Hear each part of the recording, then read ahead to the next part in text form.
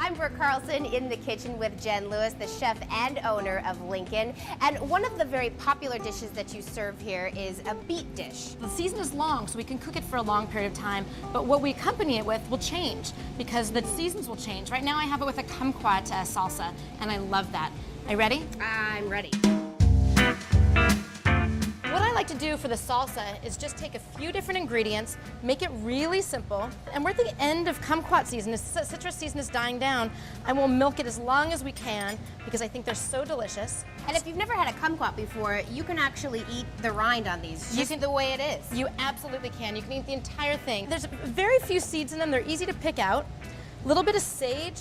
Sage gives it this really, really nice quality, a little herbal quality, goes really beautifully with the citrus. Of course, a little bit of salt and pepper, because we have to season everything, right? And a little bit of olive oil. Wow. I also have some walnuts. These are local walnuts. I really like them because they are really flavorful. I think more so than the California walnuts. And I'm just going, they've been toasted. I'm just gonna break them up with my fingers a little bit. And that's pretty much it on the salsa.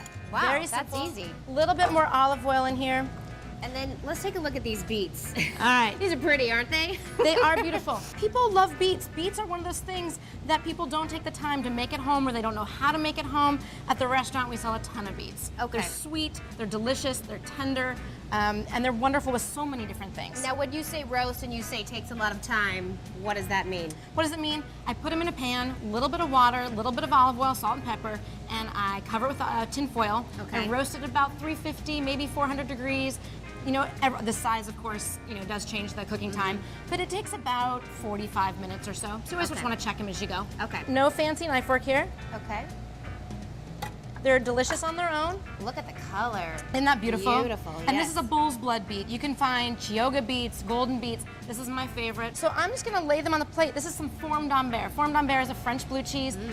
Beets love blue cheese. And so do I. Yeah, right? There we go. So a few little beets. I love sea salt, so I always love to put a little bit of coarse sea salt, a little bit of Maldon salt on there. And putting the salt on the beet, is that bringing out the flavor then of the beet? Yep. Okay. Absolutely. And then a little bit of this salsa over the top of the Wow. beets. Look at this dish. And it took us less than 3 minutes to put together. Well, minus the roasting of the beet, but to actually assemble it, not a lot of time. So you No. could really impress your friends if you wanted to make something like this If at home. you wanted to do this at home for guests, you can have the cheese ready to go, you can make your salsa that day, you can roast your beets the day before, and you're done.